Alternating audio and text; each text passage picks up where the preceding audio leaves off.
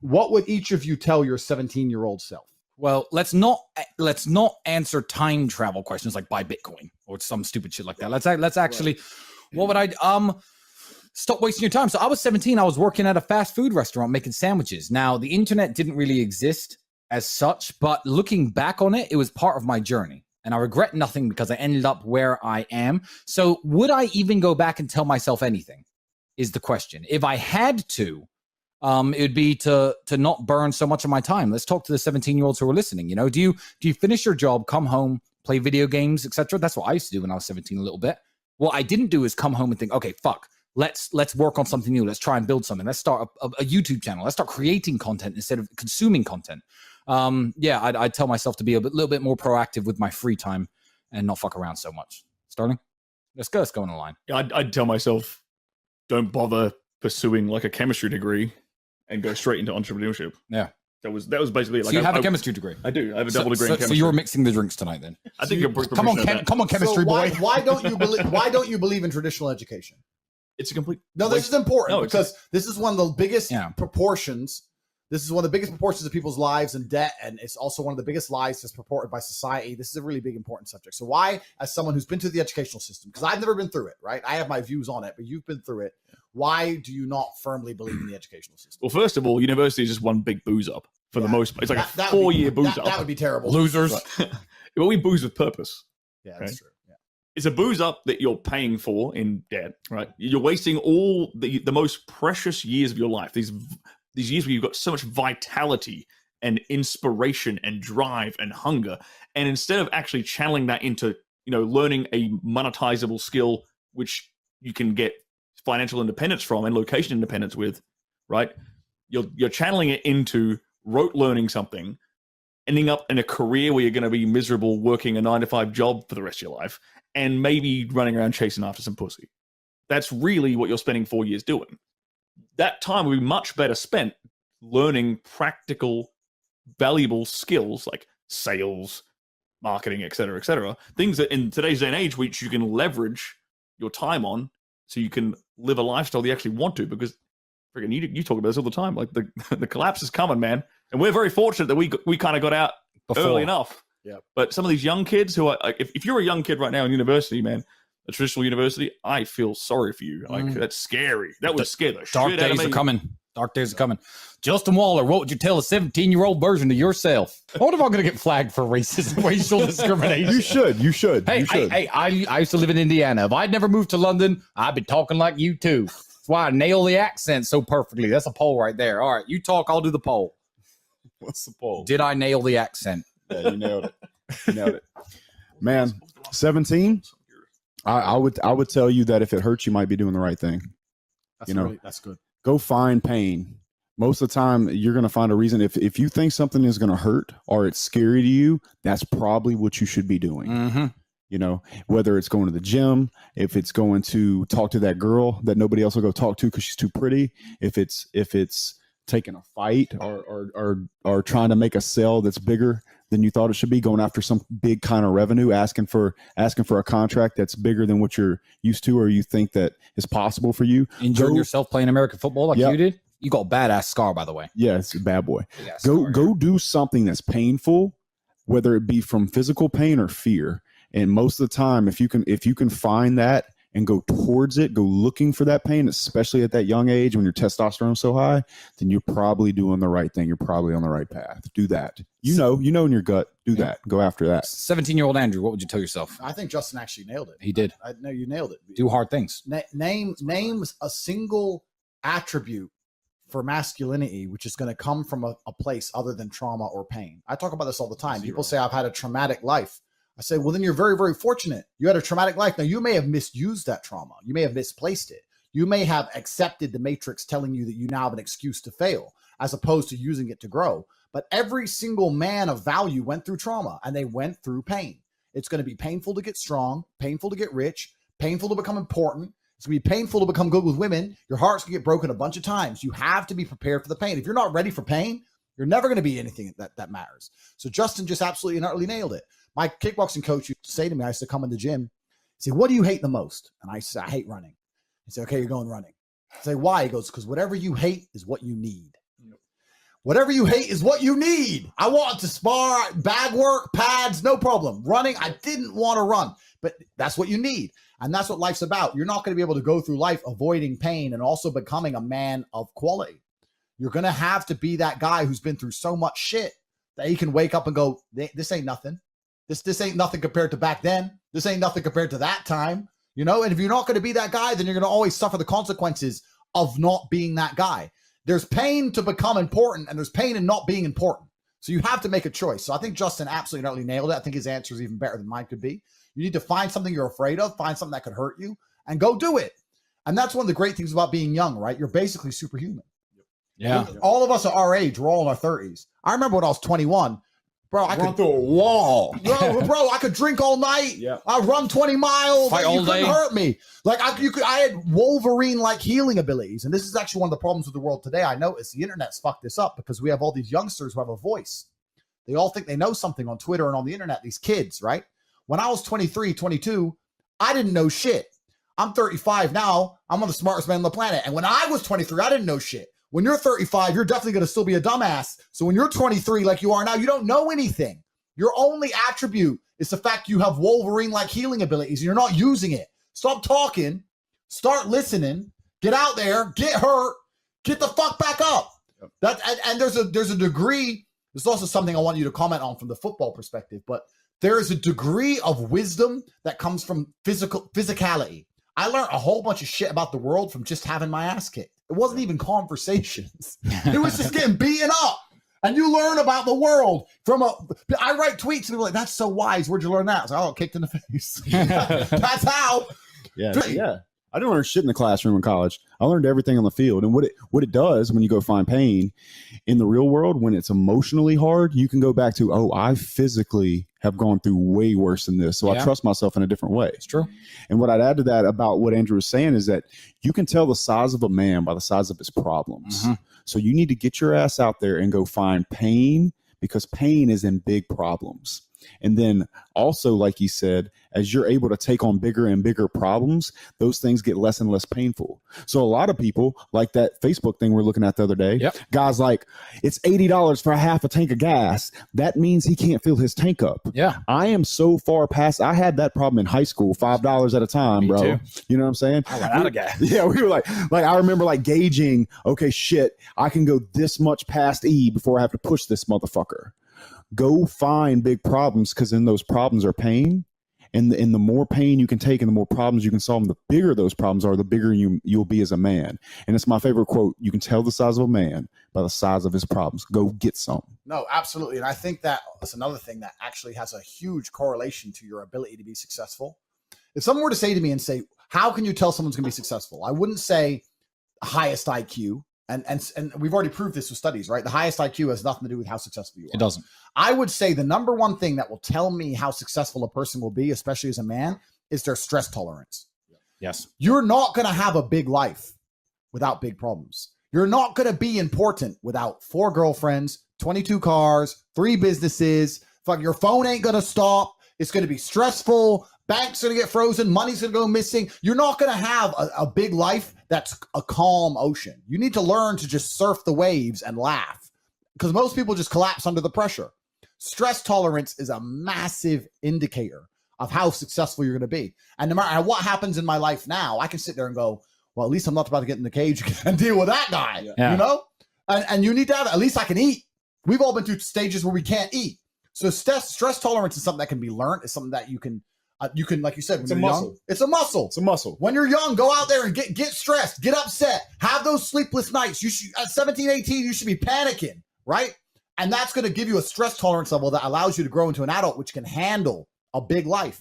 You're not going to have a big life. You're not going to be here like all 4 of us are, living the life like we're living, rolling around Europe in supercars with unlimited finance, and have that big life and think that you're not going to have any kind of stress or problems to get there and maintain it. That's not real. I'll end this with a quotation I really like from a book I read. It says, happiness is a lot like the castles and fairy tales that we used to read as a children, in the way that they're all guarded by dragons. I like that. You got to get through the dragon to reach that fucking castle. I'm telling you. What's like your advice to a guy who's whatever? He could be coming out of university or in his 30s, but he's like looking for a little direction. How do you start off, get centered to become successful? You know, get money, get bitches. Like what would you tell them? I can answer that question in so many different ways. There's like 10 different answers I can give. But I think truthfully, in the world we're living in now, I use this analogy a lot. Maybe I overuse it, but you need to find a way to some degree to escape the matrix. And I say the matrix because the matrix, the way it is designed. And you're not just talking shit because you've actually done that. I've escaped the matrix. Yeah. I've literally escaped the matrix in nearly every form. So any form of oppression no longer applies to me. I can't be canceled. No, I can say what I want. My finances are secure. I've escaped the matrix. And when I talk about the matrix, it primarily applies to men because men are the backbone of the slave force. We always have been and always will be. And unfortunately now, if you're a law-abiding man inside the matrix, your future and the life that is laid out for you is nothing but depressing. You're going to go to school. You're going to get in debt. You're going to get a job. You're going to get a wife. Divorce is coming. You're going to lose the house eventually. Your job's shit. Inflation's outpacing your wages. You're going to work. No one's going to appreciate it. Now you're old and your life's over. That is the matrix for 99% of men. And you need to find a way to escape it. And I guess I was kind of fortunate from a young age. I always knew that the matrix was coming and that the system is designed to oppress. The people who make the rules do not make the rules for the benefit of us. They make the rules for the benefit of the people who make the rules. And I knew that. And I think every person intrinsically knows that. Like if it's 4 a.m. and you're sitting in a gas station and a Lambo pulls up, you're probably thinking drug dealer or criminal. You're not thinking, oh, he definitely went to school. The system is absolutely broken. It's designed to oppress. And that the majority of people who stick to the rules are going to lose. I don't want to sit here on a podcast that goes out to this many people and encourage anyone to break the law in any form. Of course. But the idea of the law-abiding citizen has been decimated in real time. In the last 3 years ago, you could stand there and proudly say, I'm a law-abiding citizen. The last 2 years, if they have not taught you that being a law-abiding citizen is going to turn you nothing into a fucking experiment for Big Pharma, then you're an idiot. You can no longer obey the law. And I'm not saying you have to break the law, but you need to find a way to do what the elites do, which is bend the law. Yeah. You can no longer sit there and go, I'm just going to follow the rules and it's going to be okay. No, it isn't. And if you're a man, it's your job to find a way to not be sticking to those rules enough to escape the matrix and become free. Because what's actually most crazy about this period of history is that it's actually the easiest time in human history to become rich. And the reason for that is because there's so many people inside the matrix being destroyed. Money has to go somewhere. I've made so much money during COVID is absolutely incredible, right? Yeah. And a whole bunch of people got lucky. What do you say to young men who come to you for advice, who feel lost, who don't really know where they fit into society? I say that life as a man is exceptionally difficult. I say the most beautiful and the most terrifying thing about being a man is you're born without value. Society doesn't care about you. You're only going to be cared about based on how useful you are. You have the chance to build yourself up and become a superhero if you're prepared to do the hard work and be indefatigable enough to never quit. But if you're going to stand around and wait for a handout, nobody's going to ever respect you. And I think that a lot of people have forgotten about how difficult and how competitive it is as a man. We're always in constant competition with each other. And it's your duty as a man to stand up and say, I want to be as important and strong and good-hearted and God-fearing as possible. And I need to work hard to achieve those things. The dangerous thing about overly emotional men is that they're dangerous. They're genuinely dangerous. This is what's crazy. All these people who talk about toxic masculinity and how bad it is for men to be traditionally masculine. A traditionally masculine man does things he doesn't feel like doing because it is his duty to do them. He charges into the building because it is his duty. Not because he feels like it, because it is his duty. We're now teaching the new generation of men that they don't have duty and they can just act on their feelings and act how they feel and they don't have to act as a man should. Do you know what happens when you get men who just act how they feel? You get school shooters, you get violence, you get rapists. Men who do not control their emotions are dangerous. If you find a man who is stoic, he's not going to hurt people. He's going to sit and think about his actions very carefully, and he's going to be a good man who protects and provides for his family. You find a man who just acts out on impulse and does whatever he feels like, you're going to find a dangerous man. Sitting here telling men to cry more and act with their feelings and it's okay to feel this way, that way, etc., and have no self-control. That is why we have the problems we have in the world. Absolutely and utterly wrong. So when they talk about toxic masculinity, they have it completely inversed on its head, completely and utterly wrong. We need to be teaching stoicism. We need to be teaching young men to understand that the world is very, very difficult. It's hard to be a man. You're going to feel bad sometimes. You need to suck it up and perform anyway. Not just sit there and cry your eyes out or blame other people. Tough being a woman, out. too, in modern society. It's certainly tough being a woman, but I'm not a woman, so why would I speak on issues I do not understand? I'm a man. What do you think is the hardest challenge for the average man? That's a good question. It's a really good question. I think that a lot of people don't understand that it's all of the challenges and struggles that's going to make them, it's either going to make or break them. I don't read studies very often, but I was sent a study about stress from somebody. It's probably the best study I ever read. And it's talked about the placebo effect of stress. And it said that they took some of the most stressed people in the world, CEOs, etc. And the ones who believed that stress was really bad for them were dying earlier because of the cortisol inside of their blood. And they said stress is really bad for them, they're having heart attacks. But the ones who believed that stress was good for them and it made them perform, I perform under pressure, stress is good for me, they were living longer. So the same drug inside of their blood, how they framed it inside of their mind had different effects on their body. So from that point onwards, even though I already thought this way, I knew I was the right way. I knew it was the right way to think innately because I've done pretty good in life that way. But this confirmed it. Every time I feel stressed or under pressure, I get excited. I hate to not be stressed. I wake up and I'm like, everything's fucked. Good. Yes. Like, that's just how I am, right? But it's how you adopt, it's how you look at the problems and how you use them to fuel you. So the question was, what's the problem for the average man today? What's the biggest problem? I think there's a whole host of problems. But what you have to do is frame it inside of your mind and understand that all of those problems are going to allow you, give you the fuel and the unlimited motivation that you need to become a successful and beautiful individual if you frame it in the right way. If you take a man and give him a life shielded from problems and he never has any to face, I guarantee you he's terrible at being a man. The best men in the world have gone through shit. That's why women love scars, because it didn't kill you. That's the whole point of it, right? So the best thing you can do as a man is look and go, okay, this is hard, this is hard, this is hard, this is hard. I feel negative because these are all so difficult. I'm struggling with X, Y, Z.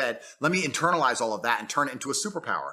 Let me become genuinely uncomfortable with my situation in life and go and fix things. Because like I said, the universe is absolutely and utterly very giving. And if you truly hated being in the position you were in, you wouldn't be there very long. Yeah. So I think that the number one problem with the world today and the biggest problem that men face isn't the problems themselves. It's just the way that they are been taught to mentally frame issues. People think when bad things happen to them that somehow they're a victim to the universe and bad things only happen to me and this is so terrible. They don't understand that bad things happen to everybody. And the most successful person you know had all those, probably, maybe even worse, at least the same bad things happened to them. They just framed it differently and used it. That's the difference. So I don't pray for an easy life.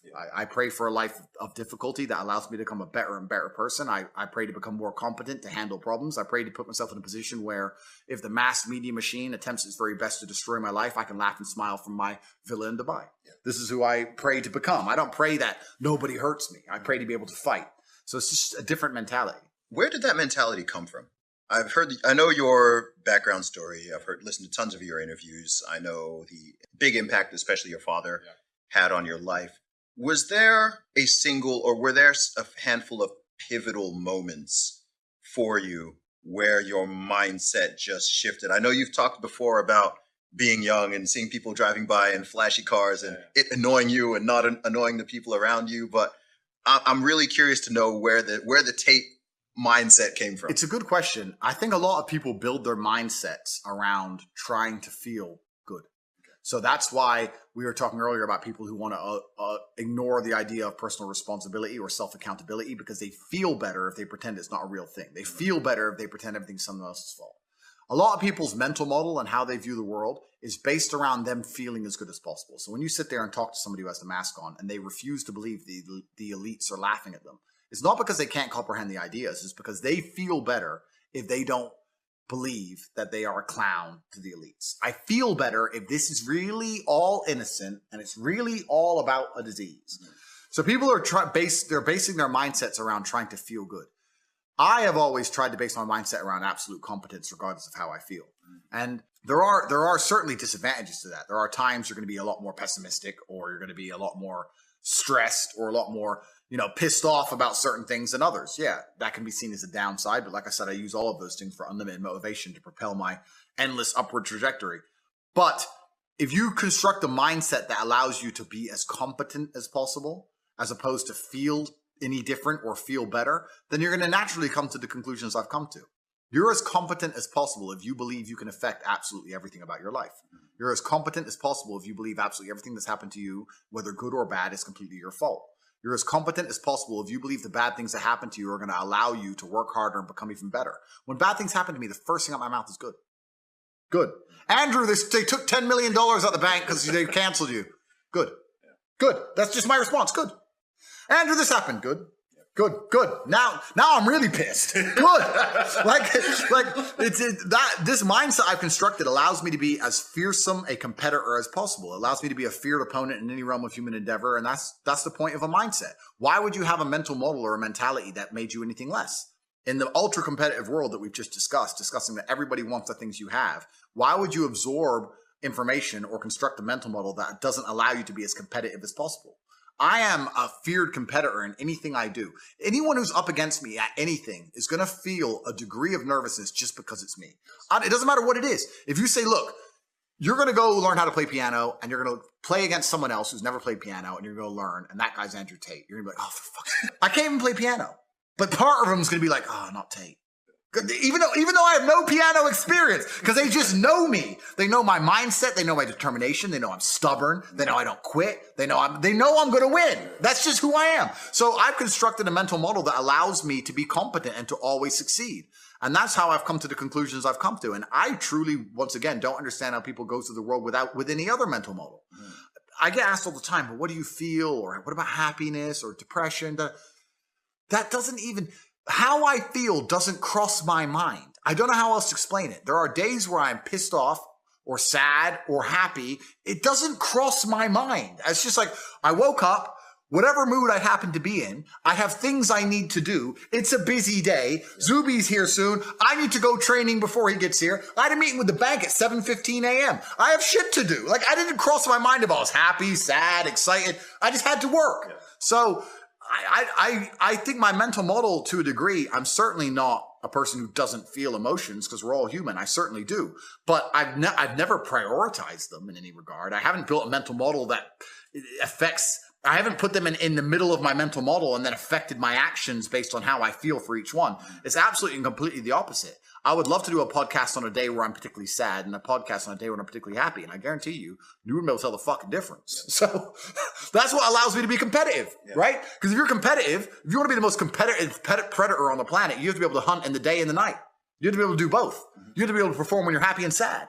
You can't only be able to perform when you're happy. You can't only go to the gym when you're motivated. You can't only be a competent person when your life's going well, because when your life's not going well, you're no longer competent. Then you're going to lose to people like me. And it's player versus player. If you're the kind of person who can only do well when you're happy and you're competing against someone like me who can do well all the fucking time, guess what?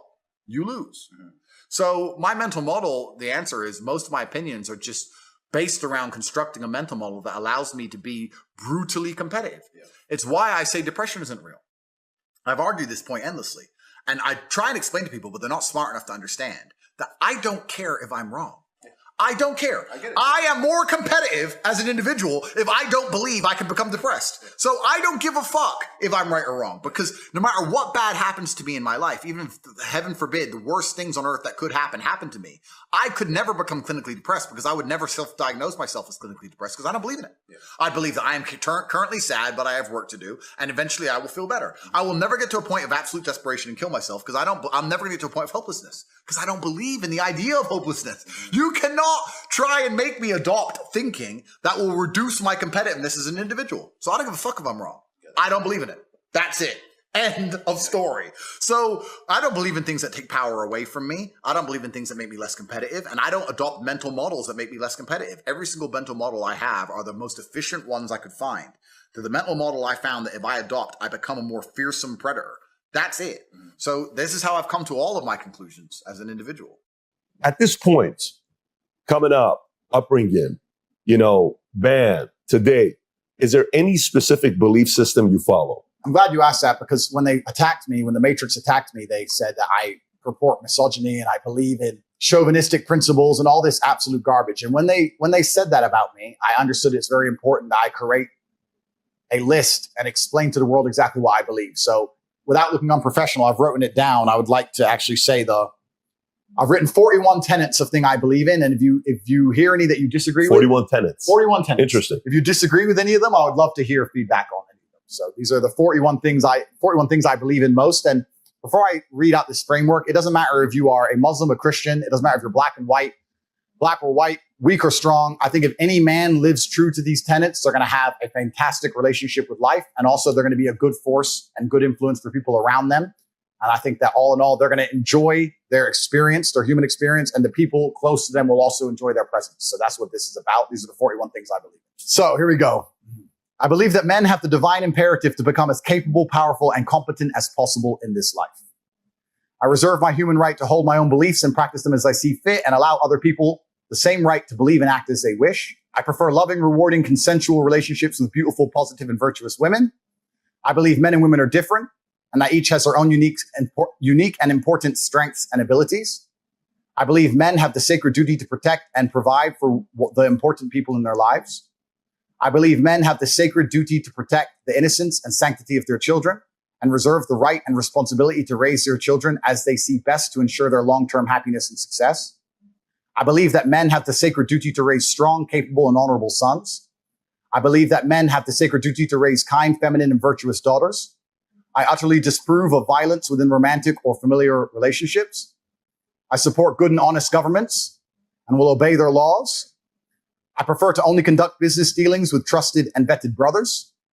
I believe that a man has the sacred duty to hold true to his word and do exactly what he says he will do. I believe that a man's life is difficult and that he has the sacred duty to become strong to handle such difficulty. I believe men are personally responsible for their actions and for the results they achieve in their lives.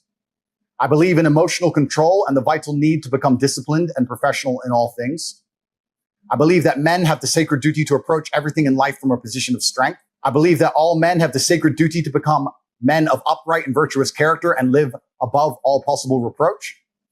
I believe it is incumbent upon me to ruthlessly identify my own weaknesses and limitations, and I eagerly work to overcome them and become more capable in all realms. I seek to improve my personal freedom to think, act, and live true to my masculine imperative in all ways. I believe each man has a sacred duty to mold the physical body into the strongest, most resilient, and most capable version of itself. I believe that men have the sacred duty to rigorously train themselves, both physically and mentally, every day. I believe that I have the sacred duty to only eat the highest quality foods possible. I reserve the right to protect the sanctity of my bloodstream and make my own decisions about medical care and procedures. I affirm the importance of endlessly improving my mental faculties through diligent work, study, and practice. I believe in acquiring wealth and abundance in order to improve my life and do good for those I care about. I believe in the merits of healthy competition and constantly encourage all men to seek out competition to improve themselves. I believe that masculine brotherhood is essential to men's mental health, happiness, and success. And I relentlessly encourage men to meet together, train together, and work together. I maintain the trust of my brothers through reverent silence regarding our most sacred and shared experiences. I believe in honoring my ancestors and living in a way that would make most of them proud of me today. I reserve the right to administer difficult rites of passage for our young men to allow them to earn the rank of manhood. I affirm the importance and need for travel and adventure as men. I seek to help men overcome poor mental health through embracing hard work, physical improvements, and shared masculine brotherhood. I reserve the right to make the best choices I can at the time to protect myself and respect my mental health. I do good in the world and seek to help those less fortunate. I believe all men have the responsibility to lead and guide those they care about for greater health, prosperity, and happiness. I choose to only interact with those who are respectful and civil to me in return for my own respectfulness and civility. I reserve the freedom to speak and refer to others as I believe is best and most truthful. I reserve the right to choose my company and include only those whom I believe are best for my health, happiness, and success. I believe I have an imperative to only spend my time in a way that I determine is beneficial, uplifting, and empowering to myself and others. I choose to only allow myself to be influenced by those who I believe have my best interests in mind. And the final one, each day I dedicate myself anew to create the greatest possible positive impact on the world and do the work necessary to achieve a greater masculine excellence across all realms of human endeavor. Those are the 41 things. Powerful. Thank you. When did you write that? I wrote this last night, about half of them, and the other half on the way. Wow. You said last night you Yes. came up with this? Yeah, I decided to explain exactly my beliefs. So these are the 41 tenets I believe in, and I think they can apply to any man on the planet. And if a man lives true to these, it's going to be beneficial for both him and everybody who loves him and the world as a whole. I don't think it's possible to find a negative connotation to any of those 41 tenets. That's what I personally. Powerful, man. If you enjoyed this video and you want to watch the entire podcast, click over here. And if you want to be connected with experts, influencers such as Kiyosaki, Tate, Connolly, Paul Menteri, myself, and others, download the app Minect, where you get a chance to connect with these folks by the minute. You get to buy the minute or have FaceTimes with them, 15 minutes, ask them any questions you may want to have. Download the app Minect and start connecting with influencers and experts today. For now, at least, you can't escape the brutal realities of the real world. I think also that, truthfully, on your deathbed, you're going to regret all the chances you didn't take. I think especially as a man, I think we're out here to conquer. I've always taken a lot of risks. I've always been a risk taker. That's who I am as a person. No death, no risk, no glory. I've always been that guy. And I feel like a lot of it is also for you to decide in yourself and decide with your own conscience will I be comfortable if I go to 6 out of 10, or do I really need to be 10 out of 10? And that's fine. Everyone's different, right? But yeah, I think you should set the goal that you're truthfully prepared to live that lifestyle of. Everyone can be a better version of themselves. Well, everyone can be a better version of themselves completely, and it's down to the three things I said earlier: stupid, lazy, arrogant. I think most people are just too arrogant to learn. And I'll give you an example of it. I am a billionaire. I will tell you how to make money, and I will give you knowledge and advice via email for free each day. There are people who will sit and watch this knowing that and still not sign up. Explain that to me. They're like, how could you sit and go, this guy's smart, he's entertaining, he knows things, he has a free email list. I am too lazy to type in or arrogant to sign up for free. It takes 6 seconds. And they still won't do it. Of the 1 million people who watch this, half of them will sign up and half of them won't. And the half that don't will still be like, I'll get rich one day. No, you fucking won't. You're a dumbass. So if a man isn't rich, can they be deemed as successful? Completely. You have to decide. Yeah, it depends. There are people who are dedicated to surfing and they live in a tent in Bali and they surf every day. And love every minute of it. And they smile. That's fantastic. You have to decide what you want in life. I wanted to conquer the world. And if you're going to conquer the world in the modern society we live in, that's going to be a fiscal conquer. That's what you're going to do. You're going to make a bunch of money. How else are you going to conquer the world? That's what I wanted. You have to decide what you want. And there's different folks for different strokes. And it takes a lot of different kind of people to make the world go round.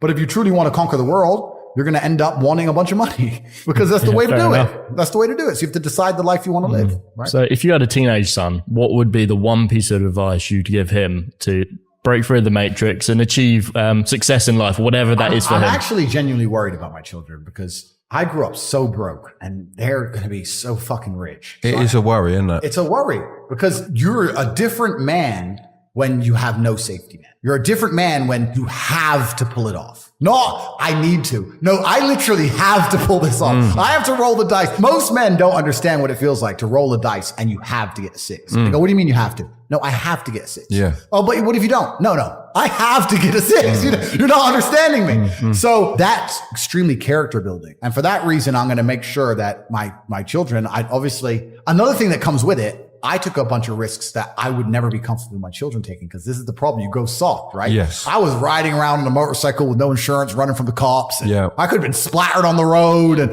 I would never want my son to do that. But at the same time, I want him to be like me. Yeah. So it's difficult. It's hard because you won't be satisfied with yourself. If you're given a bunch of money, you're never gonna be happy with money. Yeah. That's the first thing. And 2, there's so many lessons that come along the way with business that you can't just skip, right? So I know exactly what you mean. But as for my teenage son, I'm gonna try very hard to. He's gonna have problems he needs to solve. And I think if you're a young man, even if you're not my child, if you're just any man who's out there in the world today, you need to look at some problems that need solving, either for yourself or for society, and find a way to fix them. And I think that you should just adopt some problems and try and fix them. It doesn't matter what it is. You can just try and fix the litter in your area, or you can try and get a 6-pack or whatever you want. Cowardice is the problem. The world is full of cowards. We suffer from a pandemic of cowardice. We've never suffered from any other pandemic the last 3 years. People are absolutely and utterly cowards, and they do to me what they did to me to scare people. If you tell the average person you're going to lose contact with basically everyone you can speak to, you're not going to have a voice anymore, you're not going to have a bank account, you're not going to be able to make money online, you're not going to be able to move anywhere, you're not going to be able to transact, we're going to wreck you head to toe, the average person can't deal with that, right? On top of the fact that the average person is employed and they're scared of losing their job, scared of their employer. I'm in a unique situation because I'm extremely difficult to hurt. But the average person, as soon as you hurt their money, their life is over, right? And that's what we've got. We've got to a level of cowardice amongst the population where people are just going to sit there and ignore objective reality because they're scared of having this cancellation weapon used against them. So you're right. It's not that people don't agree with us. It's not that we're not saying the things that everyone knows are intrinsically true. It's that everybody is afraid to say it. And that can only end when everybody stands up and stops agreeing and playing this game and stops being cowards. We need mass numbers of people to say, no, I'm allowed an opinion. You know what? Nigel Farage, and since UKIP ended, I don't even know about his politics nowadays. I don't even know what he's doing. But he said something that was really interesting. He was asked about who runs the world. And I guess the person was trying to set him up for a question about the elites. And he said, truthfully, I'll tell you who runs the world. We do. Because we decide how much of this crap we're going to put up with. The problem is we're putting up with too much of it. Problem is everyone's a coward.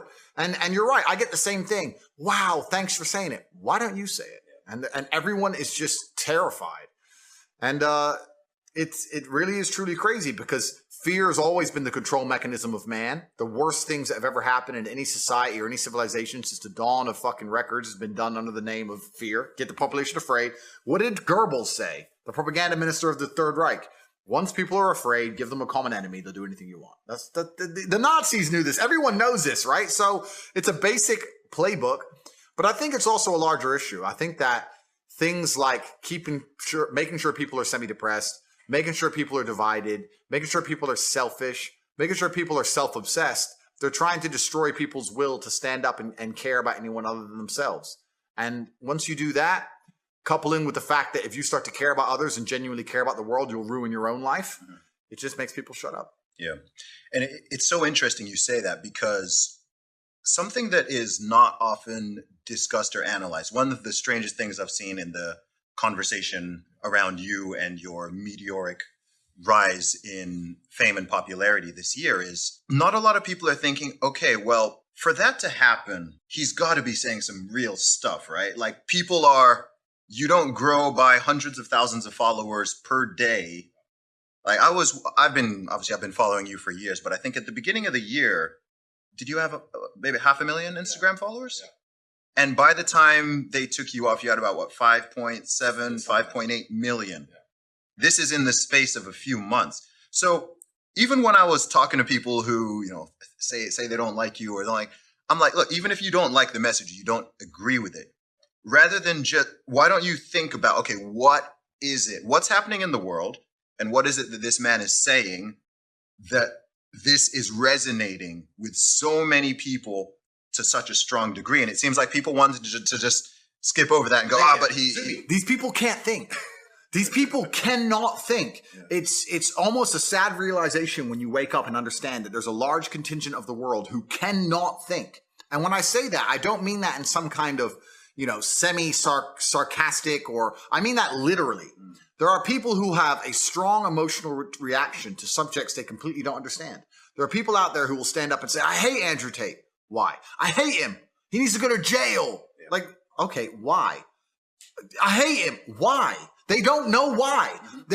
Once the Matrix can program an emotional response into you, and you can't even logically with your own words explain why you have that emotional response, you're completely a slave mind. These people don't think about anything. They believe what they're told to believe. They're emotional about what they're told to be emotional about in the exact direction they're told to be. And that's what the Matrix wants. It wants to be able to say a name and tell the world to hate them without even giving a reason and just get what they want. These people are so far gone. These individuals who they cannot logically explain their own emotions are so far gone, it's ridiculous. As an adult, what you need to do is seriously analyze every strongly held belief you currently have and work out where it came from. Is it personal experience? Is it from somebody who I care about and who I trust? Is it from what the news has said? Why do I believe this so much? Why do I have an emotional response to this? Where did it come from? People don't do that. They just sit there, watch the news, watch social media. I'm supposed to hate this guy, so I now hate this guy. So I know exactly what you're talking about, Zuby, because you're right. These people cannot think. They cannot even give a reason. There's a guy on TikTok who walks around and says, have you heard of Andrew Tate around college campuses? And people go, yeah. And he goes, do you like him? And they go, no. Why? He's a misogynist. What's misogynist mean? And then they can't answer. They don't know what they don't even know what it means. Like it's almost sad. But then you live through the last 3 years and you realize that people can't think. There's a large contingent of the world that truly cannot think. It's scary. Yeah, it is kind of scary. I mean, it's so interesting because as someone who knows you and privately and publicly, I've defended you a lot this year because people have been saying super wild stuff and people don't. I posted actually when were we in Romania? 2020. Yeah. I posted, it was while they were in the process of taking away your accounts. I posted a photo I was just reading the comments and I was like, wow, people have such strong emotion. Why you, like people will be mad that we're sitting here right now. You can't talk to this person. You shouldn't talk to that person and so on. And the thing that blows my mind about it is, number one, I think I'm a pretty good judge of character. Yeah. Like I'm a good judge of character in general. And also, I think that your overall message to me is very clearly positive. Yeah. That's the thing about it. To me, it's like, look, someone might not like this bit or that bit or disagree with that statement, but I'm like, look, overall, what this it's not that dissimilar to me to what they tried to do with Jordan Peterson. Like you have, I'd say the overall message, perhaps even of all three of us, is somewhat similar. There's a certain through line about personal responsibility, building yourself up, especially as a man, not falling into this victim game, improving your mindset, improving your body, all of these things. But people will just ignore all of that. They'll just ignore all the positive. They'll ignore the fact that you're helping people, motivating people, helping people. You get emails. I've had emails. Oh man, I was feeling suicidal. I was feeling this. I was feeling that. And just listening to you helped me. It motivated me, got me in the gym and so on. And people will just gloss over all of that. Completely. And they make it out as if like all you talk about is women or something. And that's what's crazy. But the reason they'll gloss over all of that is because, like I said, you have to ignore your own eyes. That's what they want. When you're fully slave-minded, I will genuinely state this as a fact. I will state this as a fact, even though I don't know it's a fact. But I would love for someone to do the study. Go out there in the world and ask 100 people if you like Andrew Tate or not. And the ones who say yes and the ones who say no, do an IQ test. And I guarantee you, the biggest idiots out there, when I see people who dislike me and I see them trying to explain why, it doesn't even make sense. It doesn't even make sense. It's English, but it doesn't make logical sense. And yeah, they'll come at me with the garbage about being a misogynist, etc. Not very often do people argue my points, because arguing my points is absolute destruction because they know they're wrong. So what they try and do is discredit my character. They say he's a bad person, he's a misogynist, he's done this, he's done that, he's evil. But what does he say that you disagree with? What does he say that's wrong? Oh, but he's a bad person. They can't argue against my points. And the only reason they try and say I'm a bad person is because they're weaponizing virtue to try and find a way to attack me. They can't attack me logically because they know I'm right. They can't attack my successes as a man or as a person. They can't say I'm not successful. They can't find anything bad to say about me besides bald, which they probably come at you with. But they say, where's your hair? Yeah. It's like, okay, cool. I shaved it off. But which is ridiculous in and of itself. But then they say, okay, well, then he's a bad person. And the thing about it is, once they understand that the only way they can attack you is by saying you're a bad person, it doesn't matter once that you prove them wrong. They're not interested in the truth. They're not interested in truth. You can sit and say, here's proof he's not a misogynist. Here's proof he has no criminal record, never done anything wrong. Here's proof he's a nice person. Here's proof he gives to charity. Here's the orphanage he built. Here's the dogs he rescued. Here's the millions he's given away. Here. They don't want to see it. They're just blind to it. They're like, no, I ignore my own eyes. That can't possibly be true because the media told me this guy must be bad.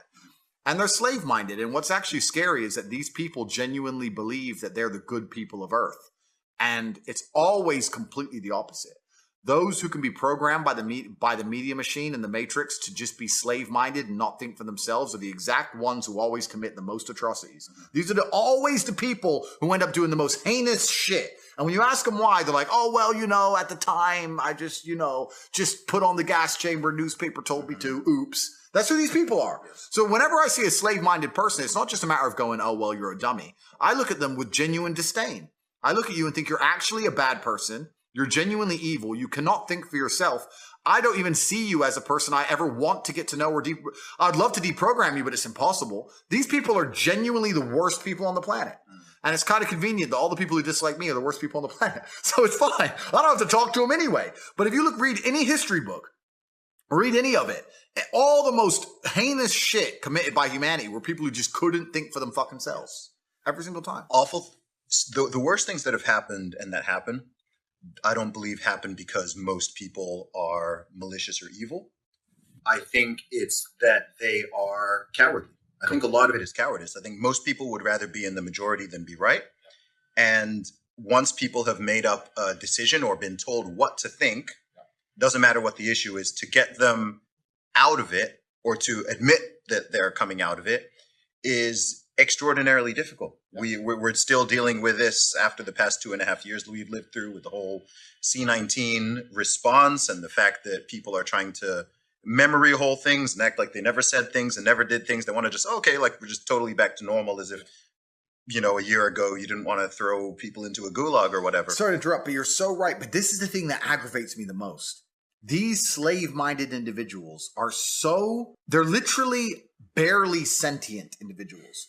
if I was the kind of person, if I was walking around with a mask on and screaming at my fellow man in supermarkets, and I've now realized that I was wrong because COVID is still here, and I'm not wearing a mask anymore, neither is anyone else, I would feel deep shame. I would be apologetic. I would literally be saying to the world, I can't believe they fooled me like that. I don't know who you were, who I was yelling at in the supermarket. You were smarter than me. I made a mistake. I'm sorry. They fooled me. They tricked me. These people don't even feel shame. They don't even feel sorry. They don't even sit and go, wow, they made a fool out of me. It doesn't even cross their minds. They're on to the next thing now. Slava Ukraine. Next thing. They don't give a shit. And it's just truly amazing that they can destroy someone's life for 3 years and then recruit these people to go out there and push the agenda for them. And all the people who were tools of an agenda, now the agenda is over, are not sentient enough to sit and go, wow, they fooled me. I need to think more carefully next time they try and fool me. No. They just continue with the programming. These people are completely and utterly slave-minded, genuinely slaves. They live inside of a system, and the system they're going to purport and fight to defend is going to destroy them. They're not fighting for a system which is going to give them anything other than absolute slavery and tyranny. It's truly incredible to watch in real time this kind of crap happening. But these people are beyond saving, and obviously people like you and I stand up. But even though we're trying to help them, once they come for us with the cancellation mob, these people cheer. It's to a degree you'd like to think it's demoralizing. You'd say, well, why am I trying to save people from themselves if they're truly this stupid? But the odd ones that you can speak to and the minds you can free kind of make it worth it. But yeah, there are so many people out there that literally have never analyzed their own life and decisions. I say this to everybody at home. When I still had Twitter, I used to do tweets all the time talking about all the influencers, including conservative right-wing influencers who were purporting and pushing the mask agenda. Yes. You need to fucking apologize. You can't just memory hole it. You can't just delete the tweet. I saw it, and the world saw it, and you know who you are. Say sorry. Say sorry. Say, I was a fool. They made a fool of me, and admit it, because if you don't admit your mistakes, you're going to repeat them. My point is, I don't understand or I don't fathom the concept of fun. I don't wake up and think, what can I do for fun? I don't wake up and think, what is fun? I want fun. That never crosses my mind. I wake up and think, I have things to do. And if I don't have things to do, I'll find things to do. You can always do more work. There's no such thing as no work to do. After this podcast is done, you can release it. And you can make X amounts of clips. That's going to be done. And then you could watch it back and you could analyze every word you've ever said. And you could find a way to say it differently. You could look at dictionary and find new words and you could learn them and you can memorize them. Then you could sit down and you could rehearse it and use those words and sentences to make sure you pronounce them correctly and you don't make any mistakes. Then you could always do more work from the same thing. The work is never ending. The money is never ending. So you have to find joy in your work. You have to find purpose at least. I don't know if I even find joy in my work because I'm stressed and annoyed. I'm furious all the time. What do you mean we've made $1.3 million today? It's a joke. Flip the computer. But you have to conquer the earth. Let's talk about this. Why did Genghis Khan wake up and think, you know what? What can I do for fun? Well, I can play this instrument. That shit. Play the instrument for me. Diddle-ling-ling-ling. Boring. Okay, let me fuck this girl. Fucked her. Let me fuck her. Oh, kid number 84. Boring. What's there to do? You know what, guys? Let's all get our horses and let's just ride over there, and whatever we find, let's just take it. Why? Because it's the instinct to conquer. It's inside of a man. It's been dumbed down by the Matrix. They try and numb you. They numb you with entertainment. They try and put you in the festival crowd. They numb you with shit food. They numb you with depression, all this other garbage. But truthfully, if you're a man, you look in the mirror, what will make me happy? My empire will make me happy. That's why Alexander the Great did what he did, and Julius Caesar did what he did, and Genghis Khan did what he did. They didn't have Google Maps. They didn't know where they were going. They just said, no, we've decided we're going to go take shit from other people and show we're the best. And that's what we're doing now, the successful men at least, in a financial sense. Why am I making money? I have nothing to buy. There's nothing to buy.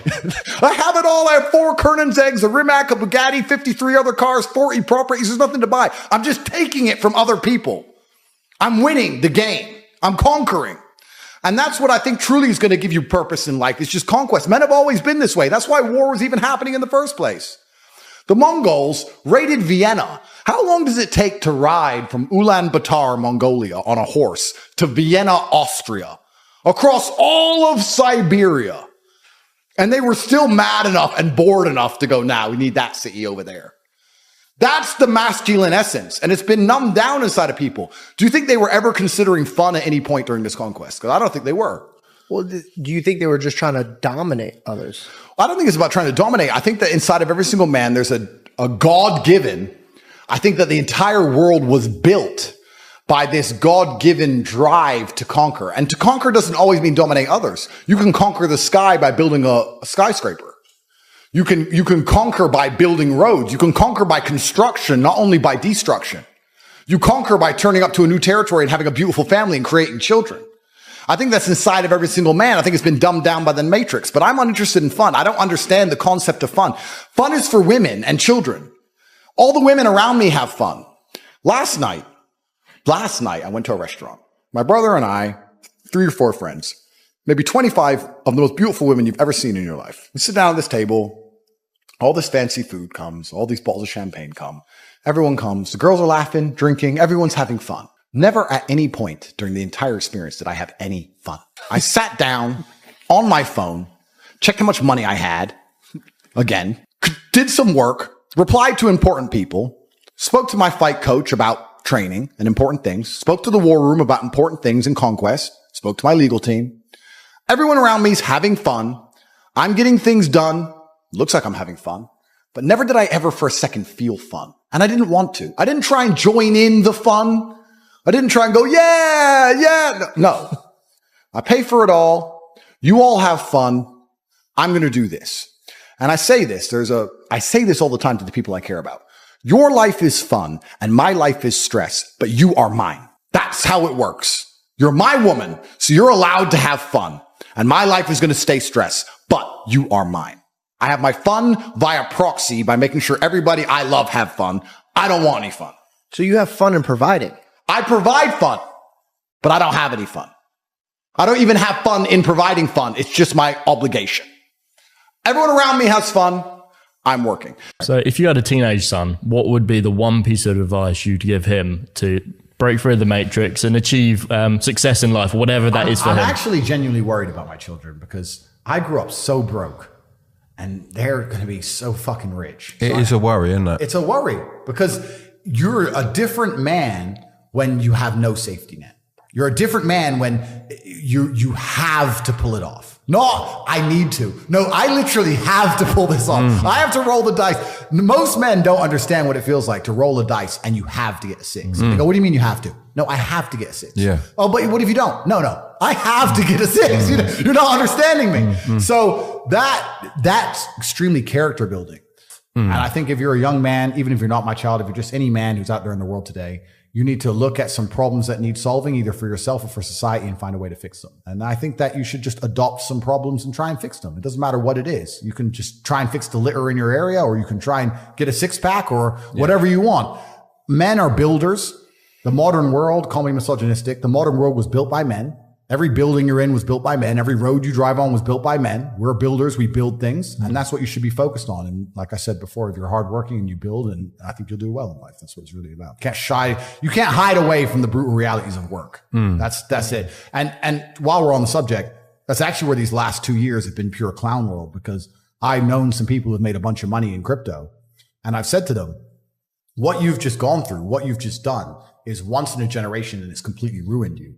Because normally, if you make, let's say, 200 grand, you have learned lessons to make that 200 grand. Yeah. You've learned marketing, you've learned sales, you've learned how to manage staff, you learn how to deal with pressure, you learn how to be on time, you've learned a bunch of things. So you can continue it. So you can continue. And even if you lose all the money, you retain the lessons. 100%. What have you learned? You bought a coin, it went up. Okay, good.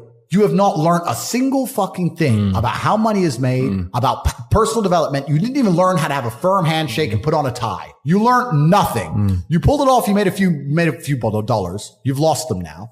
And now the worst thing about it is you think you're too good for work. You think you're so smart now. Yeah. Oh, I made it. This is the next one.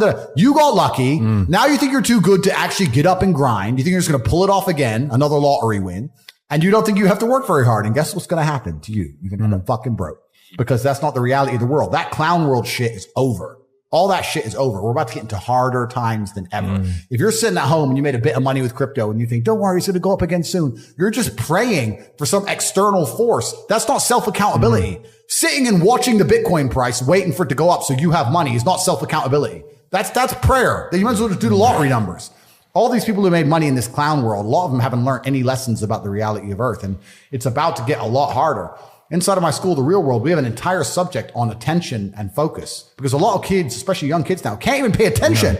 We have to teach them from the beginning how to watch the lessons because they're too long and they can't focus. It's crazy. It's like picking up your phone all the time. Like even some of the people that work for us, you know, I want them to be focusing on their job and they're always on their phone. It's not Kai. It's a lot of other people. I know. But yeah, they're always on their phone. It's breaking their attention and they don't realize it's not the time just on their phone. It's like taking them out from it and then back into it. It takes you a bit of time to get into it. Completely. People can't even focus anymore. Yeah. And so inside the school, in the real world, we have to teach people how to focus again. So like these last few years have been complete clown world. And I think we're about to hit very, very difficult times. But in hard times, the people who are good at the game get very rich. Well, we interviewed Tom Hartley very recently, the supercar dealer, and he made his money from 11 years old to 17, lost $1 million at that point, went back to broke. But the words he said were, I learned all those lessons. I can get there again. Completely. How do you deal with procrastination and laziness? Why are you asking me that question?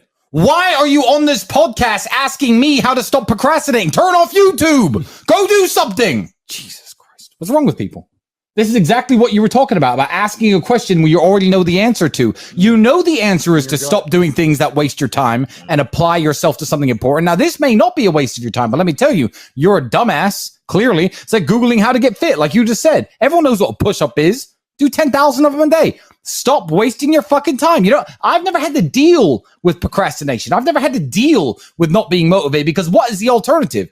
Literally, be a loser forever. I am sick of reading shit on the internet saying, yeah, you know, some people are special and they take longer to bloom and your time will come. Let me tell you something. 99.9% of people who are born broke, live broke, stay broke, die broke. That is the reality for almost everybody. The internet and it's all going to come to you at the right time bullshit is fucking a psyop to keep you down.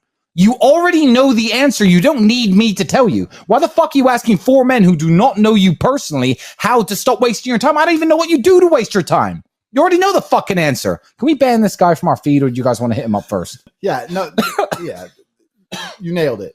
Procrastination. I'm not going to try and change who you are as an individual. I don't know you. Right? Have fun staying poor. Have fun staying poor. I don't know your genetic makeup. If you were a warrior, you wouldn't be asking that question. So you're either going to become a warrior or you need to adopt the ways of a warrior or you need to accept your position in life, which is just to suffer the pain of being a loser forever. Yeah, get a job at the car wash. Maybe I'll tip you one day. Yeah, correct. Enjoy. I agree with what they're both saying on a very, very practical level. Me and Andrew were talking about this on the day, just this morning on the way to lunch, I guess, or this afternoon, is be imperfect on purpose, man. Like, I always tell people, like, shoot the fucking gun, shoot. And as long as you're aiming in the general direction you're supposed to, no matter what you do, the first time you shoot that gun, you're going to have to adjust the scope. So shoot the fucking gun so you know how far you're off. Every business pivots. Every workout plan is going to pivot. Everything is going to change. You have to shoot the gun to know how far you're off, and then you start honing it in, and then you actually have a little bit of positive momentum that'll get your ass up and going. So shoot the fucking gun, miss on purpose, be imperfect on purpose, take action over everything because you're never going to do it perfect anyway. So just go. I hope that what these two gentlemen said just now about you being a loser and me staying broke pisses you off. Yeah. Because if it pisses you off, you might actually do something. Yep.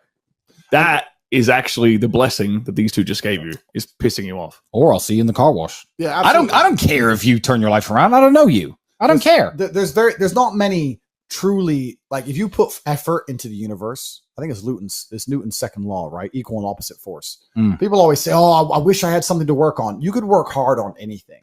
It can be the most jackass thing. You can work hard on, I don't know, fucking whittling buildings. Whittling twigs. But if you truly work your ass, get the real talk on Patreon. Join us and elevate your mindset.